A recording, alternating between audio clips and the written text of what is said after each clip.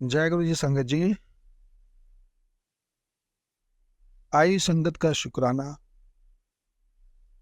सत्संग करवाने वालों को शुक्राना, सत्संग करने वालों को शुक्राना, सत्संग सुनने वालों को शुक्राना।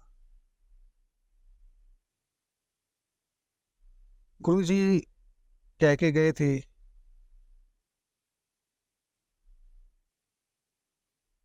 कि मैं हमेशा दिव्य गद्दी पर रहूंगा, और आज भी गुरु जी उस दिव्य गद्दी पे विराजमान है,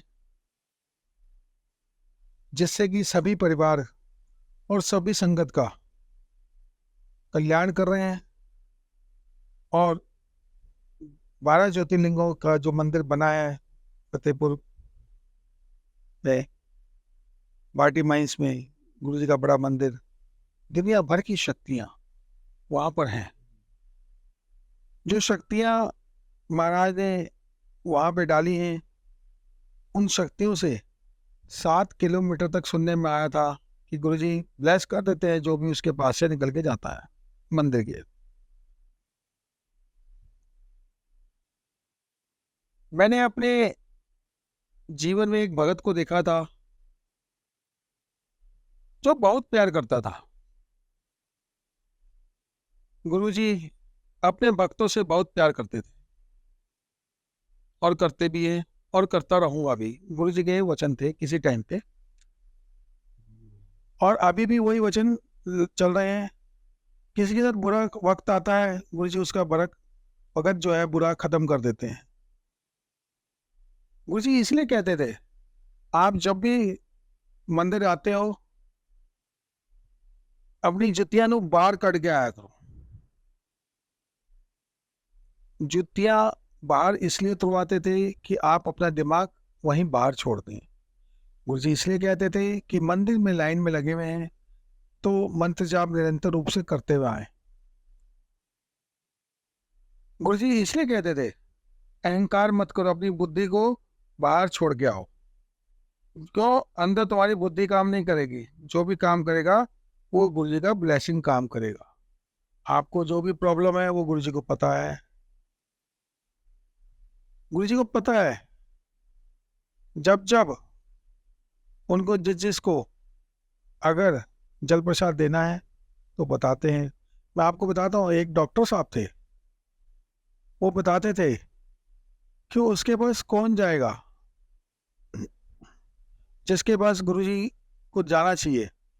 तो एक वक्त बोला मैं जाऊंगा। कौन से गुरुजी हैं जहाँ पे पानी से हर बीमारी की दवा खाने से ठीक हो जाते हैं।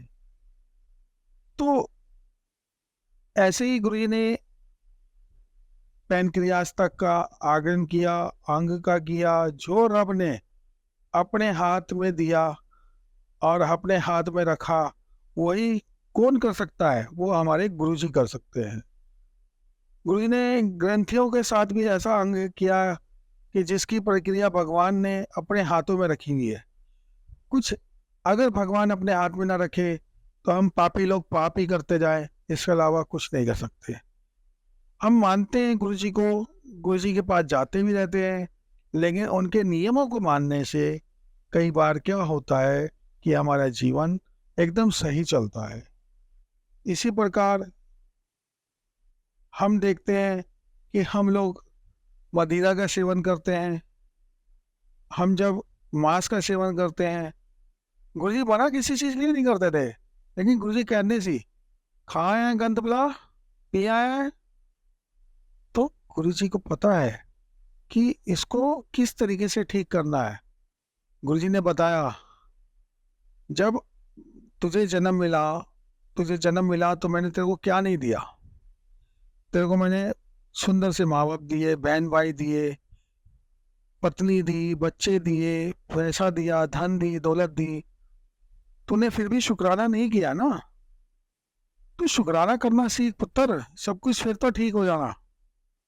गुरुजी कहते थे कि आप शुक्राना करोगे, शुक्राने में इतनी शक्ति है, कहने की याद नहीं। मंदिर में आओ, जल प्रसाद ग्रहण करो, लंगर प्रसाद करो, शक्ति है।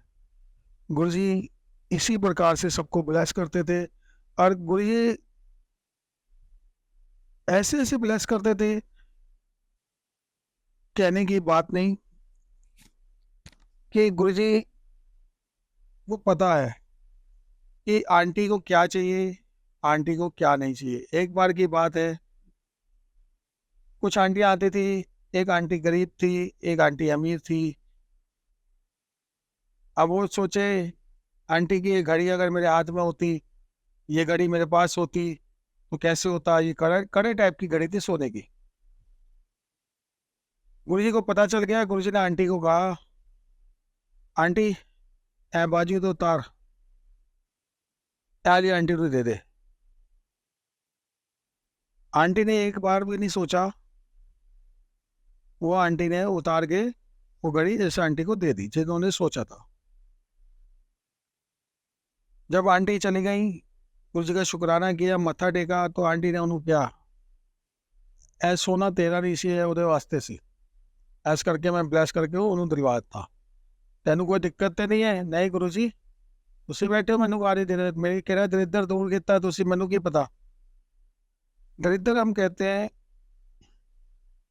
हमारे कौन से कर्म आपने ठीक कर दिए, कौन सी ब्लेसिंग आपने हमें दे दी। गुरु जी इस तरीके हमारे हैं। और गुरु जी के पुराने सत्संग ऐसे भी हैं जो शिव अंकल के साथ के थे, बचपन के, स्कूल कॉलेज के थे, साइकिलें चलाते थे। शिव अंकल साइकिल चलाते थे तो साइकिल पीछे की तरफ भागती थी, हवा आती थी, वो कहते यार तू चला। गुरु जी का नाम नहीं लूंगा उस समय का, जो उनकी यारी दोस्ती में होता था, जिसको पता होगा वो समझ गए होंगे। जब गुरु जी चलाते थे तो हवा पीछे से आगे की तरफ फेंकती थी। तो जैसे जैसे गुरु जी चलते थे ऐसे ऐसे सड़क अपने आप चलने लगी। गुरु जी पैडल भी मारते थे, नहीं मारते थे हमें तो पता नहीं, लेकिन साइकिल फिर भी चलती रहती थी। गुरु जी ने जो शिव अंकल को दर्शन दिए थे, सबको पता है सत्संग के बारे में। गुरु जी इसी तरीके से सबको ब्लेस करते हैं। मैं ये कहता हूँ कि इंसान अगर अपने आप को पूरे का पूरा गुरु जी के ऊपर छोड़ दे, तो गुरु जी का हाँकना बहुत अच्छा होता है। और उसको हाँकते हाँकते गुरु जी मोक्ष के द्वार तो ले जाते हैं, लेकिन पूरी फैमिली को भी ब्लेस करते हुए आगे तक बढ़ा देते हैं।